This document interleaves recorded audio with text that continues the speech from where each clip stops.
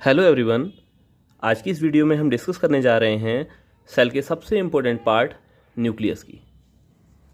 Nucleus किसी भी cell में सब सेंटर में पाई जाने वाली सबसे महत्वपूर्ण ऑर्गेनली मानी जाती है। ये ऐसी इंपॉर्टेंट ऑर्गेनली है जो सेल के जनरली सेंटर में प्रेजेंट रहती है, लेकिन कई बार हमने प्लांट सेल में देखा होगा कि वैक्यूल्स की प्रेजेंस इसको सेंटर से थोड़ा सा पेरिफेरी की ओर धकेल देती है, लेकिन ये जनरली सेंटर में प्रेजेंट रहेगी। न्यूक्लियस दो मेम्ब्रेन से सराउंडेड ऑर्गेनली है, एक मेम्ब्रेन बाहर वाली और दूसरी अंदर वाली। डबल मेम्ब्रेन बाउंडेड ऑर्गेनली है न्यूक्लियस।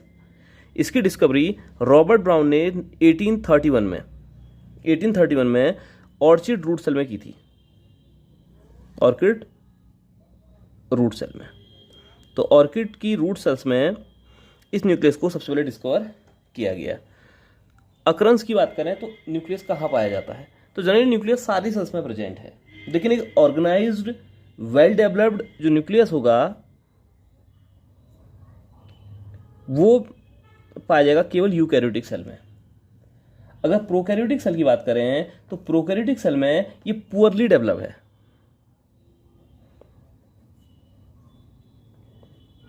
और इस पुअरली डेवलप्ड न्यूक्लियस को न्यूक्लियोइड के नाम से जाना जाता है। आपने अगर साइटोलॉजी की यूकैरियोटिक एंड प्रोकैरियोटिक वाली वीडियो देखी होगी तो वहाँ पर मैंने इसको डिटेल में एक्सप्लेन किया है। तो प्रोकैरियोटिक सेल में पुअरली डेवलप्ड न्यूक्लियस पाया जाएगा जिसे हम न्यूक्लियोइड कहते हैं, और उन प्रोकैरियोटिक सेल में न्यूक्लियर मेम्ब्रेन वगैरह कुछ देखने को नहीं मिलेगी आपको। जैसे यहाँ आपको एक ऑर्गेनाइज्ड न्यूक्लियस है, दो मेम्ब्रेन से सराउंडेड है, लेकिन प्रोकैरियोटिक सेल में ये मेम्ब्रेन देखने को नहीं मिलती, और जो न्यूक्लियर मटेरियल है वो सीधे सीधे साइटोप्लाज्म में पड़ा रहता है। लेकिन यूकैरियोटिक सेल में ये ऑर्गेनाइज्ड न्यूक्लियस प्रेजेंट रहेगा, एक वेल डेवलप्ड न्यूक्लियस प्रेजेंट रहेगा जो दो मेम्ब्रेन से सराउंडेड रहता है। पोजीशन जैसा कि पहले डिस्कस कर चुके हैं हम कि जनरली न्यूक्लियस सेल के सेंटर में प्रेजेंट है। जनरली न्यूक्लियस सेल के सेंटर में प्रेजेंट है, लेकिन कई बार हमने देखा होगा, आप लोगों ने भी देखा होगा कि अगर हम प्लांट सेल की बात करें तो प्लांट सेल में वैक्यूल्स की प्रेजेंस प्लांट सेल के अंदर स्ट्रक्चर होता है जिसे हम वैक्यूल कहते हैं। इससे पहले की वीडियो में हम पढ़ चुके हैं। तो वैक्यूल इतनी बड़ी हो जाती है कि वो न्यूक्लियस को पेरीफेरी की ओर धकेल देती है। तो इस डायग्राम में दिस इज द न्यूक्लियस, ये पेरीफेरी की ओर शिफ्टेड हो चुका है, और ये वैक्यूल है। और न्यूक्लियस सेल के 10% पार्ट को घेरे रखता है। जो किसी एक सेल का साइज है, एवरेज साइज है, तो सेल का जितना भी साइज होगा तो 1/10 उस सेल का जो 1/10 होगा वो न्यूक्लियस होगा। न्यूक्लियस का साइज इतना लगभग रहेगा, 10% न्यूक्लियस का साइज रहता है। जनरली न्यूक्लियस सेल के सेंटर में प्रेजेंट है, लेकिन कई बार न्यूक्लियस पेरीफेरी की ओर भी हमें देखने को मिलता है। शेप न्यूक्लियस के कई तरह के हो सकते हैं, डिफरेंट टाइप के शेप न्यूक्लियस के हमें देखने को मिलते हैं। जैसे स्फेरिकल हो सकता है, ये शेप में न्यूक्लियर ओवल हो सकता है, डिस्कॉइडल हो सकता है, किडनी शेप्ड न्यूक्लियस हो सकता है, हॉर्स शू शेप्ड, बाइलोब्ड, ट्राइलोब्ड, मल्टीलोब्ड, है ना। जैसे हम ब्लड सेल्स की बात करेंगे, डब्ल्यूबीसी की बात करें तो डब्ल्यूबीसी में बाइलोब्ड, ट्राइलोब्ड, मल्टीलोब्ड न्यूक्लियस देखने को मिलेगा, या ब्राउन्स न्यूक्लियस देखने को मिलता है। तो अलग अलग सेल्स में न्यूक्लियस का शेप लगभग अलग अलग रहता है। जैसे पैरामीशियम की बात करें तो पैरामीशियम में एक न्यूक्लियस किडनी शेप्ड है और दूसरा न्यूक्लियस राउंडेड है। तो शेप न्यूक्लियस का वरी करता है अलग अलग ऑर्गेनिजम्स में। अलग अलग तरह का न्यूक्लियस का शेप आपको देखने को मिलेगा। अब बात आती है कि एक सेल में न्यूक्लियस का नंबर कितना होगा, कितने न्यूक्लियस एक सेल में होंगे। जनरली कोई भी सेल हो उसमें केवल एक न्यूक्लियस देखने को मिलता है, एक न्यूक्लियस प्रेजेंट रहता है, और ऐसी सेल्स जिनमें केवल सिंगल न्यूक्लियस प्रेजेंट है उन्हें हम कहते हैं मोनोकैरियोटिक। ये कंडीशन कहलाती है मोनोकैरियोटिक। और कैरियोन जहां भी आएगा तो कैरियोन का अर्थ हम न्यूक्लियस से लेते हैं। मोनो मीन सिंगल, एक न्यूक्लियस होगा तो मोनोकैरियोटिक कहलाएगा। कई सेल्स ऐसी हैं जिनमें न्यूक्लियस है ही नहीं। जैसे अगर बात करें, इसका एग्जाम्पल की बात करें तो एग्जाम्पल है मैच्योर मेमेलियन आरबीसी। इसमें आप मैच्योर मेमेलियन लिख लेंगे आगे। तो मैच्योर मेमेलियन आरबीसी हैं, रेड ब्लड सेल्स हैं। इन रेड ब्लड सेल्स को इरिथ्रोसाइट्स के नाम से भी जाना जाता है। तो इन इरिथ्रोसाइट्स में, मैच्योर मेमेलियन इरिथ्रोसाइट्स में न्यूक्लियस प्रेजेंट नहीं रहता। लेकिन अगर आप फ्रॉग की आरबीसी को देखेंगे तो आपको न्यूक्लियस आपको देखने को मिल जाएगा। इसलिए मैं कह रहा हूं कि मैमेलियन आरबीसी, मैमेलियन आरबीसी, वो भी मैच्योर। प्राइमरी स्टेज में न्यूक्लियस होता है, लेकिन डेवलपमेंट के टाइम पर एक फिर आगे गायब हो जाता है, लॉस्ट हो जाता है, दिखाई नहीं देता। कुछ सेल्स ऐसी हैं जिनमें 2 न्यूक्लियस प्रेजेंट हैं, जैसे पैरामीशियम की सेल। अगर आप लोगों ने पैरामीशियम देखा होगा तो ये एक माइक्रोस्कोपिक एक्वेटिक ऑर्गेनिज्म है जो वाटर में देखने को मिलता है, प्रोटोजोआ है ये। इसकी बॉडी के अंदर 2 न्यूक्लियस देखने को मिलेंगे। एक किडनी शेप्ड न्यूक्लियस है जिसको हम मैक्रो न्यूक्लियस कहते हैं, और दूसरा है आपका माइक्रो न्यूक्लियस। दो न्यूक्लियस में देखने को मिलेंगे। और बहुत सारे ऐसे ऑर्गेनिज्म हैं जिनमें जो मल्टी न्यूक्लिएटेड होते हैं। Multi nucleated means many nucleus उनकी बॉडी में देखने को मिलेंगे, उनकी सेल्स में बहुत सारे न्यूक्लियस देखने को मिलेंगे। जैसे बहुत सारे फंजाई हैं, है ना। और एनिमल्स की बात करें, एनिमल में ओपेलिना एक प्रोटोजोआ है, इसकी बॉडी में बहुत सारे न्यूक्लियस देखने को मिलते हैं। तो रेड कलर के जितने भी स्ट्रक्चर देखने को मिल रहे हैं, दीज आर दी न्यूक्लियस। ये इसके सारे न्यूक्लियस हैं। ये इसके फ्लैजिला दिखाई दे रहे हैं जो सीलिया की तरह का लुक देते हैं। ये ओपेलिना है, तो इसमें बहुत सारे न्यूक्लियस देखने को मिलेंगे, तो मल्टी न्यूक्लिएटेड होता है। तो बेसिक चीज़ें थी। अब थोड़ा सा आगे आते हैं। साइज मैंने बता दिया कि साइज न्यूक्लियस का सेल के साइज पर डिपेंड करता है। जितना भी सेल का साइज होगा उसका 10% लगभग न्यूक्लियस का साइज रहता है। स्ट्रक्चर की बात करें तो न्यूक्लियस में 4 चीज़ें देखने को मिलेंगी। 4 कंपोनेंट को हम न्यूक्लियस में स्टडी करते हैं। पहला, न्यूक्लियस की मेम्ब्रेन, न्यूक्लियर मेम्ब्रेन, जिसे हम कैरियोथीका के नाम से भी जानते हैं। सेकंड, न्यूक्लियस के अंदर जो लिक्विड प्रेजेंट है, कैरियोलिम्फ, न्यूक्लियोप्लाज्म या कैरियोलिम्फ। तीसरी चीज, न्यूक्लियस के अंदर क्रोमेटिन प्रेजेंट रहता है और यही आगे जाकर क्रोमोसोम बनाएगा। और तो फोर्थ इज न्यूक्लियोलस, जिसे हम लिटिल न्यूक्लियस के नाम से भी जानते हैं। क्वेश्चन आता है कई बार कि लिटिल न्यूक्लियस किसे कहते हैं। ये जो न्यूक्लियस के अंदर जो न्यूक्लियोलस है, ये एक ऑर्गेनेली की तरह काम करता है, लेकिन एक फॉल्स ऑर्गेनेली है।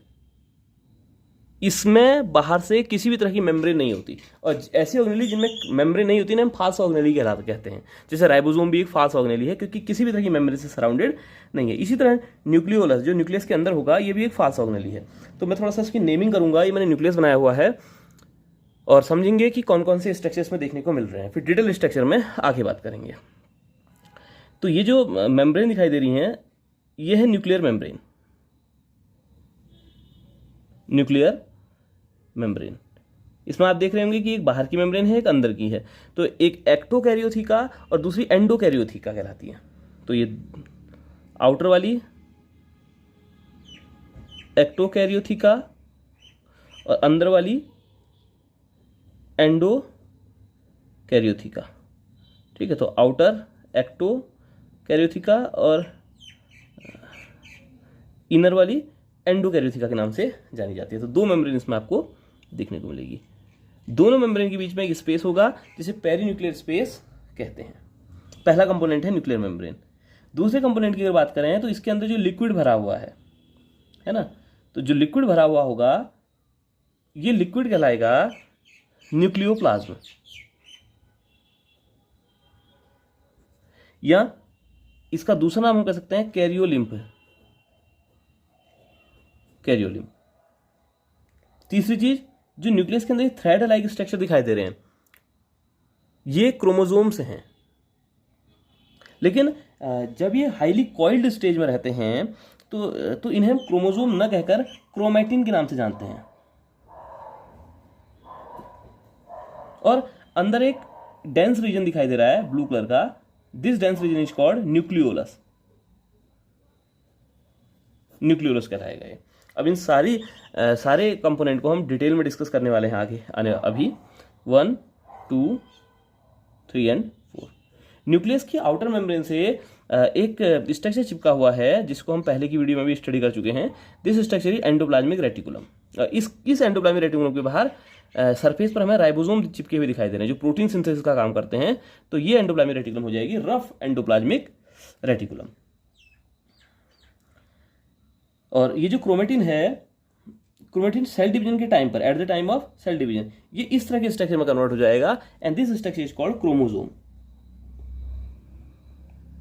और जो क्रोमोसोम है या जो क्रोमेटिन है ये मिलकर बना हुआ है प्रोटीन प्लस डीएनए से, है ना। तो ये जो ब्लैक वाला जो पोर्शन दिखाई दे रहा है आपको, ये प्रोटीन है, प्रोटीन का ऑक्टामर है। 8 यूनिट से मिलकर एक प्रोटीन का ऑक्टामर बनता है, हिस्टोन प्रोटीन का ऑक्टामर है ना। और ये जो रेड वाला स्ट्रक्चर दिखाई दे रहा है डीएनए है। ये हिस्टोन का जो ऑक्टामर है इसके चारों डीएनए लगभग 2 बार राउंड लगाता है। और 2 बार राउंड लगाने के बाद एक स्ट्रक्चर बनाएगा जिसे हम कहते हैं न्यूक्लियोसोम। न्यूक्लियोसोम, ठीक है। और ऐसे ही रिपीटेड न्यूक्लियोसोम से बनता है क्रोमेटिन। अब जब ये न्यूक्लियोसोम आपस में बहुत ज़्यादा क्लोज आ जाएंगे, तो ये क्रोमोसोम बना लेंगे। और ये न्यूक्लियोसोम थोड़ा दूर दूर चले जाएंगे तो ये क्रोमेटिन बना लेंगे। तो इनके आपस में क्लोज आने से न्यूक्लियोसोम के और इनके दूर जाने से क्रोमेटिन और क्रोमोसोम का इंटरकन्वर्जन लगातार होते रहता है। क्रोमोसोम जनरली सेल डिवीजन के टाइम पर देखने को हमें मिलेगा और अदर टाइम पर रेस्टिंग स्टेज में क्रोमोसोम क्रोमेटिन की फॉर्म में, कॉइल्ड स्ट्रक्चर की फॉर्म में दिखाई देगा। तो आइए न्यूक्लियस के डिटेल स्ट्रक्चर को थोड़ा सा हम अच्छे से समझते हैं।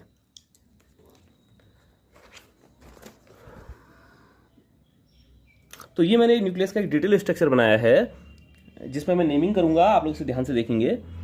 तो न्यूक्लियस सबसे पहले 2 मेम्ब्रेन से सराउंडेड रहता है। बाहर वाली मेम्ब्रेन कहलाती है एक्टोकैरियोथिका और अंदर वाली कहलाएगी एंडोकैरियोथिका। बाहर वाली एक्टोकैरियोथिका और अंदर वाली जो मेम्ब्रेन है, इनर मेम्ब्रेन, उसको एंडोकैरियोथिका के नाम से हम जानते हैं। और दोनों मेम्ब्रेन के बीच में जो एक स्पेस दिखाई देगा, this is called perinuclear space.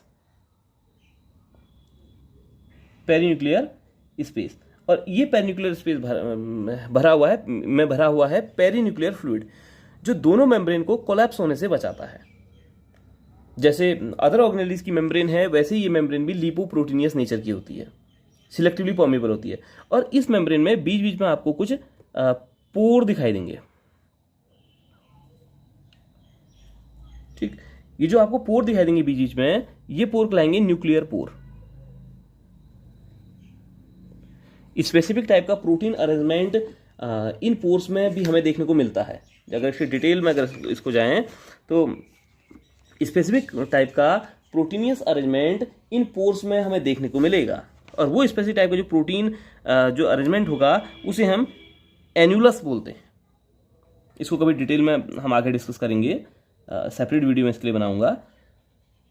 तो ये न्यूक्लियर पोर है। इस न्यूक्लियर पोर से कई सारी चीज़ें साइटोप्लाज्म से न्यूक्लियस के अंदर एंटर करती हैं और कई सारी चीज़ें न्यूक्लियस के अंदर से न्यूक्लियोप्लाज्म से बाहर आती हैं। जैसे जो चीज़ें अंदर इंटर करने वाली हैं उसमें एटीपी है, इसके अलावा बहुत सारे आयंस हैं, बहुत सारी प्रोटीन हैं। और जो चीज़ें अंदर बनकर बाहर निकल रही हैं उसमें आरएनए है मोस्टली, जैसे मैसेंजर आरएनए है या ट्रांसफर आरएनए है, वो अंदर बनेगा और अंदर बनने के बाद बाहर निकलेगा। क्लियर। तो ये पहला कंपोनेंट है न्यूक्लियस का, न्यूक्लियर मेम्ब्रेन वाला। तो 2 मेम्ब्रेन है, मेम्ब्रेन बीच बीच में पंक्चर्ड है, जहां जहां मेम्ब्रेन पंक्चर्ड है उन एरिया को हम न्यूक्लियर पोर कहते हैं। ये न्यूक्लियर पोर कम्युनिकेशन का काम करते हैं अंदर और बाहर, साइटोप्लाज्म और न्यूक्लियस के बीच में। न्यूक्लियस सेल के सेंटर में है। न्यूक्लियस सेल की एक्टिविटीज को रेगुलेट करता है, उन एक्टिविटी को डायरेक्ट करता है। इसलिए न्यूक्लियस को सेल का ब्रेन कहा जा सकता है। डायरेक्टर ऑफ सेल के नाम से भी हम न्यूक्लियस को जान सकते हैं और कंट्रोल सेंटर ऑफ सेल के नाम से भी न्यूक्लियस को हम जान सकते हैं। ये सारे नाम न्यूक्लियस को दिए जाते हैं। और न्यूक्लियस की जो इनर मेम्ब्रेन होगी, इनर मेम्ब्रेन में आप देख रहे हैं कि एक स्ट्रक्चर चिपका हुआ दिखाई दे रहा है।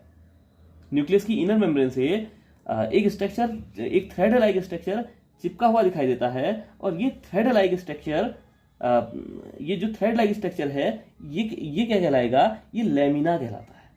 ये जो थ्रेड लाइक स्ट्रक्चर आपको अंदर चिपका हुआ दिखाई दे रहा है, दिस इज कॉल्ड लैमिना। ये इनर मेम्ब्रेन से चिपका हुआ है। ये लैमिना इंटरमीडिएट फिलामेंट की बनी होती है। इंटरमीडिएट फिलामेंट हम साइटोस्केलेटन वाली वीडियो में हम पढ़ चुके हैं। जब हमने साइटोप्लाज्म पढ़ा था तो हमने देखा था कि साइटोप्लाज्म में कुछ प्रोटीनियस फिलामेंट देखने को मिलते हैं जिन्हें हम कहते हैं इंटरमीडिएट फिलामेंट। प्लस एक प्रोटीन है, इसको आप याद रखेंगे, लैमिन्स प्रोटीन। इन दोनों चीजों से मिलकर बनता है लैमिना। ये एक थ्रेड लाइक प्रोटीन है, थ्रेड लाइक स्ट्रक्चर है, और ये लैमिना न्यूक्लियस को मैकेनिकल सपोर्ट प्रोवाइड करेगा। न्यूक्लियस की जो मेम्ब्रेन है, इनर मेम्ब्रेन है, इसको मैकेनिकल सपोर्ट प्रोवाइड करता है। और लैमिन्स जो प्रोटीन है वो कई बार डीएनए रेप्लिकेशन में हेल्प करती है। तो अगर फंक्शन की बात करें, जो लैमिना है, ये अगर लैमिना की फंक्शन की बात करें तो लैमिना मैकेनिकल सपोर्ट प्रोवाइड करता है न्यूक्लियर की मेम्ब्रेन को और डीएनए रेप्लिकेशन की प्रोसेस में पार्टिसिपेट करता है। और ये लैमिना न्यूक्लियस की इनर मेम्ब्रेन के साथ अटैच रहेगा और इंटरमीडिएट फिलामेंट और लैमिन्स प्रोटीन से ये बना हुआ है। क्लियर? अब न्यूक्लियस के अंदर जो फ्लूइड प्रेजेंट है, जो भी ये फ्लूइड प्रेजेंट है न्यूक्लियस के अंदर, ये कहलाएगा न्यूक्लियोप्लाज्म। ये जो फ्लूइड है, दिस इज कॉल्ड न्यूक्लियोप्लाज्म। ये सेमी फ्लूइड है, सेमी फ्लूइड होता है जनरली।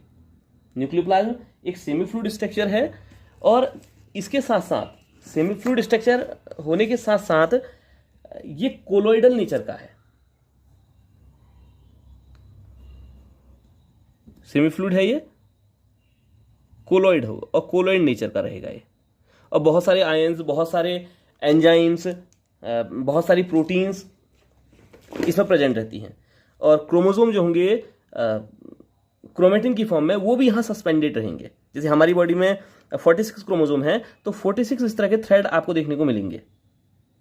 46 इस तरह के थ्रेड आपको देखने को मिलेंगे। और जो ये थ्रेड हैं, ये जो थ्रेड हैं, ये कहलाता है क्रोमेटिन। ये थ्रेड कहलाते हैं क्रोमेटिन। और ये क्रोमेटिन मिलकर बना हुआ है प्रोटीन प्लस डीएनए से। अब इसमें दो तरह की प्रोटीन है। एक तो आती है नॉन हिस्टोन प्रोटीन और दूसरी जो प्रोटीन आएगी that is the histone protein. ये बहुत इंपॉर्टेंट चीज है, इसको आप ध्यान से देखेंगे। ये हिस्टोन प्रोटीन आपको प्रेजेंट रहेगी और कुछ अमाउंट में इस क्रोमेटिन में आरएनए भी प्रेजेंट रहता है। तो ये क्रोमेटिन 3 केमिकल से मिलकर बना हुआ है, protein plus DNA plus RNA. Protein की अमाउंट लगभग 60% है, डीएनए 35% के आसपास है और आरएनए 5% के आसपास आपको देखने को मिल जाएगा। प्रोटीन में जो मेजर प्रोटीन है that is the histone protein. और नीट में कई बार क्वेश्चन पूछ लिया जाता है कि हिस्टोन किस तरह की प्रोटीन है। तो प्रोटीन एसिडिक, बेसिक या न्यूट्रल हो सकती हैं। हिस्टोन यहाँ को बेसिक प्रोटीन है। हिस्टोन बेसिक प्रोटीन है और इसमें ये बेसिक इसलिए है क्योंकि इसमें आर्जिनिन प्लस लाइसिन, ये 2 अमीनो एसिड हैं, इनकी अमाउंट बहुत ज़्यादा होती है। आर्जिनिन और लाइसिन नाम के अमीनो एसिड की अमाउंट बहुत ज़्यादा होने के कारण ये एक बेसिक प्रोटीन है। और दूसरी, ये 5 टाइप की हिस्टोन हमें देखने को मिल जाती है। इस 5 टाइप में H1, H2A, H2B, H3 और H4 ये प्रोटीन आएंगी। H2A, H2B, H3 और H4 की 2-2 यूनिट, 2 यूनिट इसकी, 2 यूनिट इसकी, 2 यूनिट इसकी, 2 यूनिट इसकी, टोटल हो गई 8 यूनिट। ये 8 यूनिट मिलकर एक प्रोटीन का ऑक्टामर बनाती हैं। ये प्रोटीन का एक ऑक्टामर बनाएंगी और इस प्रोटीन के ऑक्टामर के चारों ओर डीएनए 2 राउंड लगाता है। ये डीएनए है, ये 2 राउंड लगाएगा और फिर कुछ दूर में जो दूसरा ऑक्टामर होगा प्रोटीन का, हिस्टोन प्रोटीन का, उसके पास तक ये जाएगा और डीएनए के डीएनए जब 2 राउंड लगा रहा होगा ना, इस डीएनए को इस प्रोटीन से ज्वाइन करने का काम करती है H1 जो H1 हिस्टोन है। और जब डीएनए इस प्रोटीन के ऑक्टामर का राउंड लगाता है, ये है प्रोटीन ऑक्टामर और ये दूसरा चीज है डीएनए, ये दोनों जब आपस में राउंड लगा रहे होंगे ना तो एक यूनिट बनती है, इस यूनिट को हम कहते हैं न्यूक्लियोसोम। तो न्यूक्लियोसोम की रिपीटिंग यूनिट से क्रोमेटिन बनता है और क्रोमोसोम भी बनता है। जब ये न्यूक्लियोसोम की रिपीटिंग यूनिट आपस में बिल्कुल क्लोज आ जाएंगी तो इस तरह का स्ट्रक्चर हमको दिखाई देगा।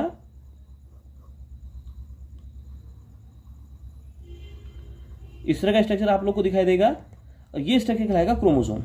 जब ये न्यूक्लियोसोम, देखिए न्यूक्लियोसोम और न्यूक्लियोसोम के बीच में गैप है, ये जब दोनों आपस में क्लोज आ जाएंगे तो क्रोमोसोम बनता हुआ आपको दिखाई देगा। और ये क्रोमोसोम केवल और केवल सेल डिवीजन के टाइम पर बनता हुआ ही दिखाई देता है। तो क्रोमेटिन ही क्रोमोसोम है।